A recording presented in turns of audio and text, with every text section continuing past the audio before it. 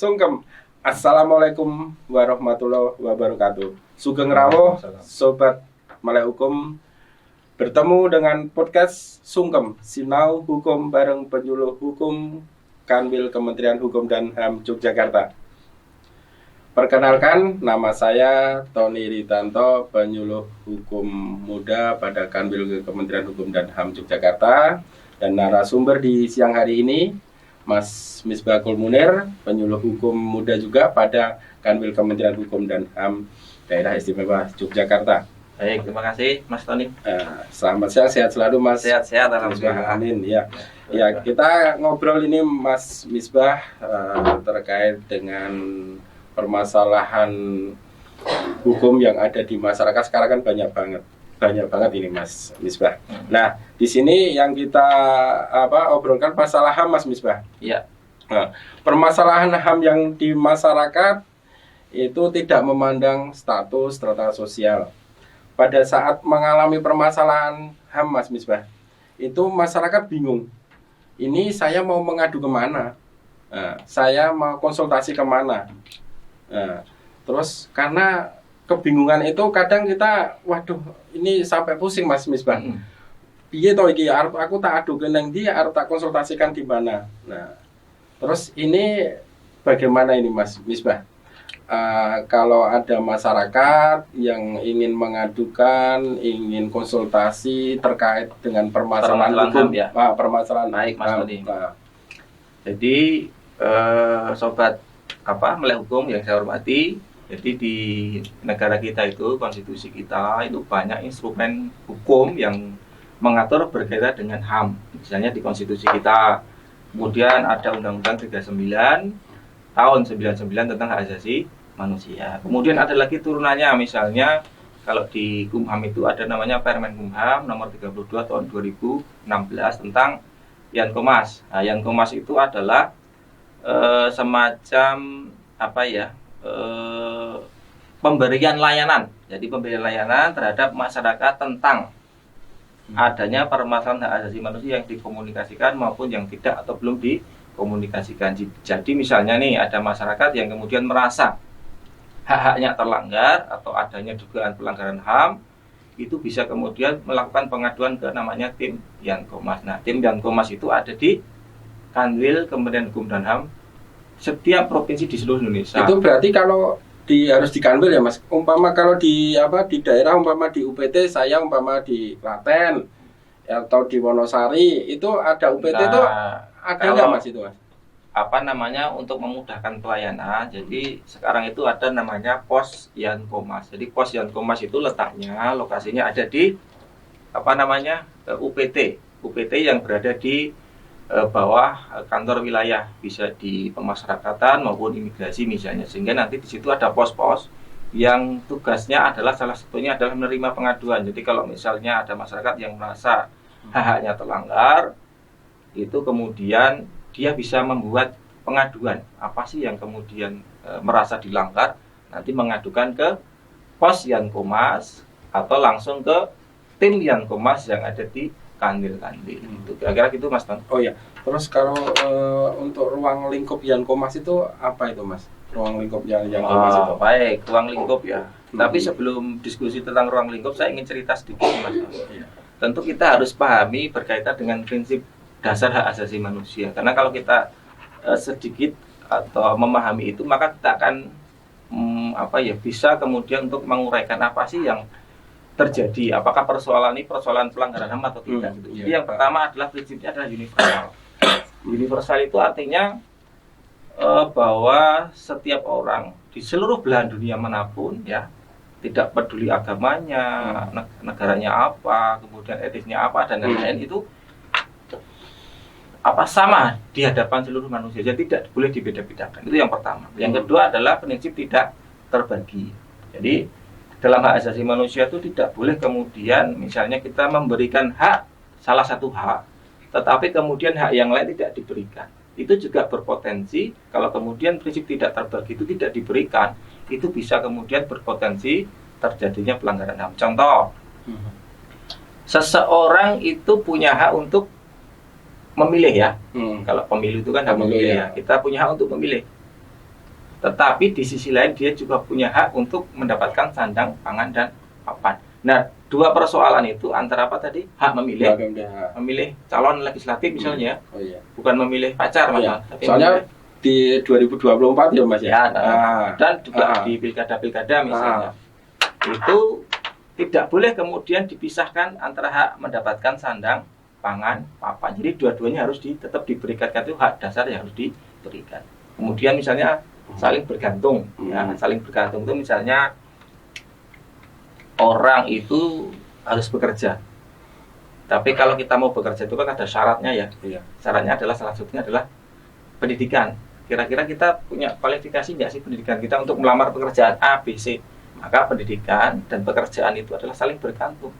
Lowongannya diberikan, tetapi pendidikannya tidak ada, maka orang tidak bisa daftar lowongan itu. Jadi ora kabeh mlebu iso mlebu kabeh ngono ya Mas ya. Iya, makanya pendidikan itu merupakan hak dasar yang harus diberikan oleh negara atau pemerintah kepada warganya. Jadi begitu pendidikan dasar. Jangan sampai tidak kemudian mempunyai pendidikan yang baik misalnya. Dan masih banyak. Kemudian ada juga kesetaraan. Tidak boleh ada diskriminasi. Itu kira-kira beberapa prinsip dasar yang harus kita sama-sama pahami. Sehingga ketika kita bicara tentang persoalan apa tadi hak asasi manusia atau pelanggaran hak asasi manusia, maka kita akan bisa menguraikan dengan gamblang gitu. Nah, kemudian ruang lingkupnya apa tadi kalau ditanyakan?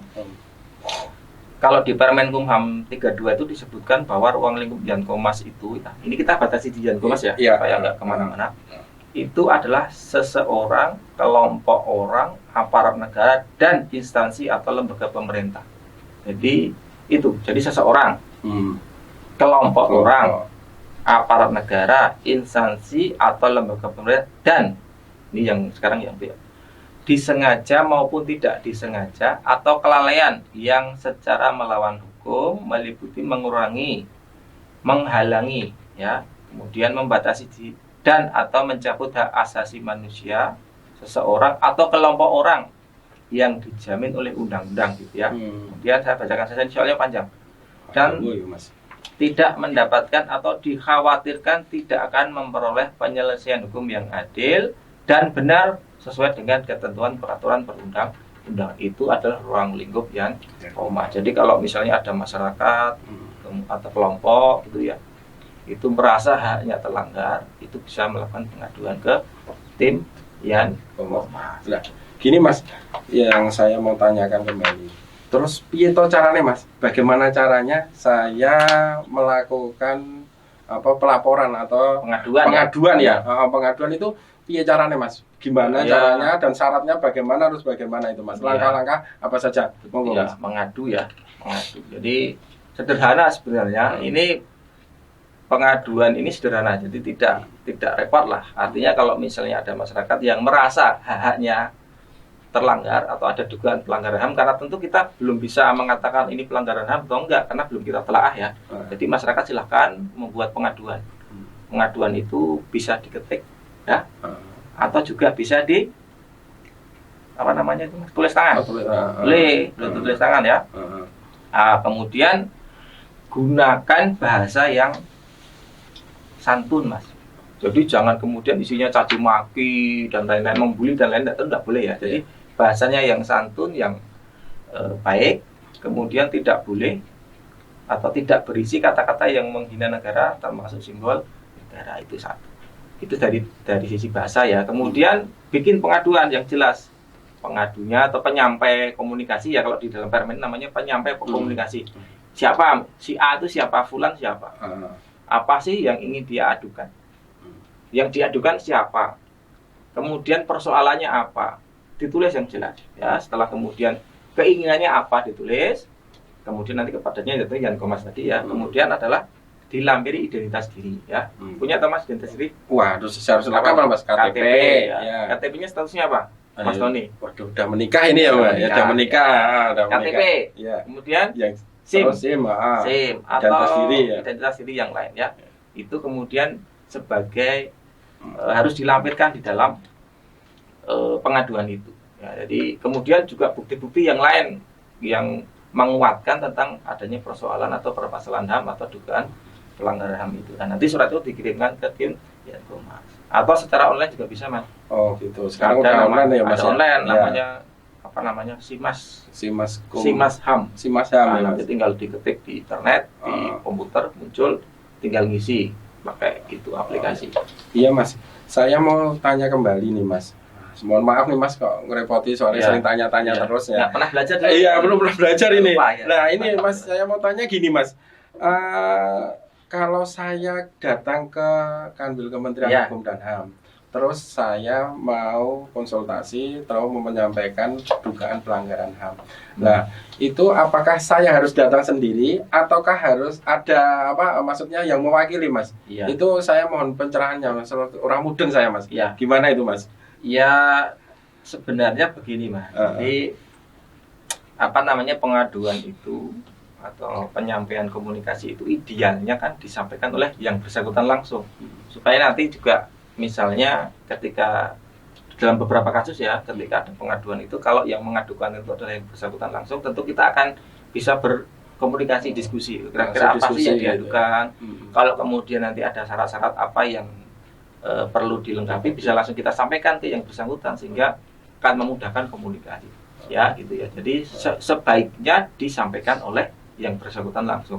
Cuma kan gini, kadang-kadang kan kita nggak tahu, mungkin dia sakit keras, apa yang ingin mengadukan itu sakit keras, penyampaian komunikasi itu sakit keras, ya bisa juga nanti dikuasakan karena memang betul-betul secara fisik tidak memungkinkan untuk hadir, ya dia betul-betul tidak bisa hadir karena sakit misalnya, sehingga ada kuasa lah untuk mewakili menyampaikan pengaduan. Itu ya. Berarti bisa datang langsung, bisa juga dengan surat kuasa ya Mas. Atau bahkan online juga bisa. Online tadi yang saya sampaikan tadi Simas HAM itu Simas ya. HAM. Karena nanti akan kita telaah nih Mas. Jadi tidak serta-merta seluruh pengaduan masyarakat itu langsung ini pengaduan ini pelanggaran HAM, enggak. Tapi kita akan telaah. Kita akan rapat dengan tim. Ya salah satunya dengan prinsip-prinsip HAM tadi ya, yang beberapa telah kami sampaikan di atas. Ini kira-kira melanggar HAM atau enggak gitu. Kalau memang dirasa tidak melanggar HAM, ya tentu bukan kewenangan atau bukan ranah Yankomas. Tapi kalau ini memang masuk ranah dugaan pelanggaran HAM, ya tentu akan kita tindak lanjuti ya. Kita akan klarifikasi, kita akan koordinasi dengan pihak-pihak yang dikomunikasikan tadi atau pihak-pihak yang diadukan gitu. Iya. Terus ini Mas, wah kok nanya terus ini ya. Terus apa saja Mas? Terus pelanggaran apa saja yang tidak bisa kita bawa ke Yankomas Yankomas ke HAM tadi Mas? Ya. Itu mohon pencerahannya. Apa saja yang tidak boleh itu Mas? Iya, sebenarnya bahasanya bukan Mas Ton. Bukan tidak boleh ya. Tapi kalau dibaca di Permen HAM 32 2016 itu dikecualikan. Jadi ada dua Mas. Oh gitu ya. Jadi dua. Satu adalah kasus yang sedang dalam proses hukum di peradilan tingkat pertama, tingkat banding atau tingkat kasasi. Jadi dalam konteks itu ketika sudah ditangani oleh aparat penegak hukum, tentu kita ya tidak bisa mengintervensi ya. Nah, tentu kita akan tidak bisa masuk, itu satu. Jadi kalau sudah penegakan hukum, sudah di pengadilan misalnya, tentu kita tidak bisa masuk. Yang kedua adalah pelanggaran HAM berat, ya sesuai dengan ketentuan peraturan perundang-undangan. Contoh pelanggaran HAM berat itu misalnya genosida, itu termasuk pelanggaran HAM berat. Itu bukan atau sesuatu yang dikecualikan. Ya, selain itu monggo silahkan kalau ada masyarakat yang merasa hak-haknya terlanggar, silahkan untuk melakukan pengaduan. Ya, itu kira-kira Mas Tom. Oh iya. Terus tadi juga biaya ya Mas ya. Biaya ya. Nah, masalah biaya gimana Mas? Soalnya pusing Mas, sekarang biaya hidup juga mahal, apa-apa juga mahal, ada permasalahan HAM. Nah, bingungnya nanti saya konsultasi ke sana, datang ke Kanwil, wah nanti minta biaya suruh berapa bayar ya, gitu suruh bayar berapa ya, gitu Mas. Gini. Jadi di Yankomas itu 0 rupiah, nggak bayar Mas. Oh iya. Jadi gratis semuanya, pelayanannya gratis. Ya. Jadi bahkan kalau kita undang ada air minum Mas. Wah, ada juga ya Mas ya. Supaya nggak haus. Iya. Soalnya pelayannya terlihatnya juga cantik-cantik juga ya Mas, ramah-ramah juga ya Mas. Iya. Artinya itu free ya, nggak bayar. Tapi kalau Mas Tony atau masyarakat ngadu kemudian mampir beli soto, lah itu urusan lain. Oh iya. Mampir makan dulu nggak apa-apa gitu. Bayar dengan bakul sotonya. Tapi kalau ke kita nggak ada biaya gratis. Oh iya, Gratis oke. saja. Jadi monggo saja silakan masyarakat kalau merasa ya. Kenapa bahasanya ya? Karena kita belum mengatakan ini pelanggaran HAM atau enggak. Gitu. Karena perlu dianalisa tadi ya Mas, namanya ya. ditelaah Tadi Nah, ya. setelah ditelaah, nanti tim itu akan koordinasi, klarifikasi, sampai nanti kalau misalnya ada dugaan pelanggaran HAM, kita akan buat rekomendasi. Kemana rekomendasi itu? Ya tentu ke pihak yang dikomunikasikan tadi atau pihak-pihak terkait. Itu Mas Tom. Oh, itu ya. Siap, berarti ya udah paham Mas.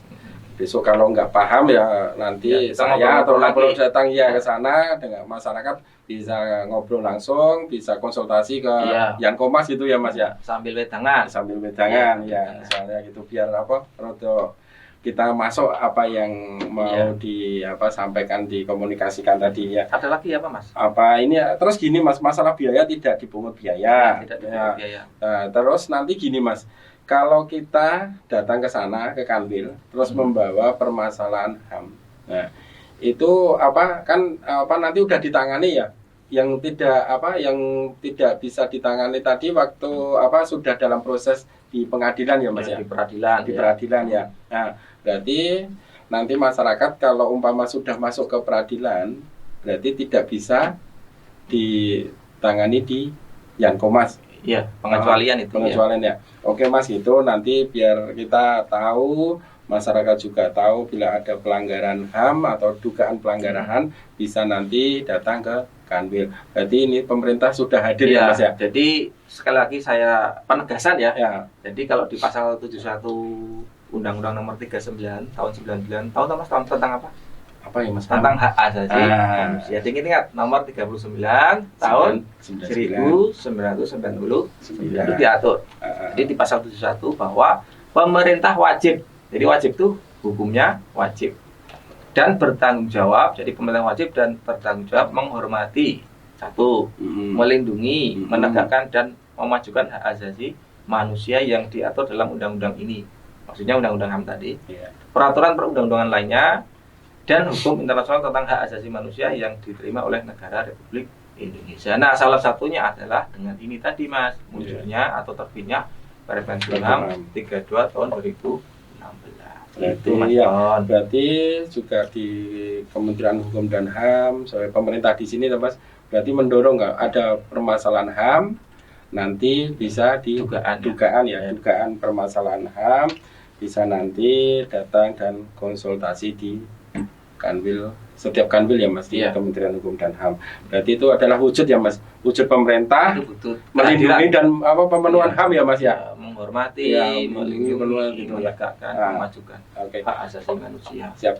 Oke, gitu Mas Misbah. Terima kasih atas pencerahannya tentang Yankomas. Nanti masyarakat atau siapa saja yang ada dugaan pelanggaran HAM, nanti bisa konsultasi atau bisa nanti datang melapor ke Kanwil Kementerian Hukum dan HAM.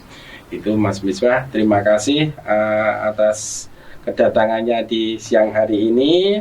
Semoga kita selalu diberikan kesehatan. Amin. Salam sungkem, Kementerian Hukum HAM semakin pasti, Jogja pasti istimewa.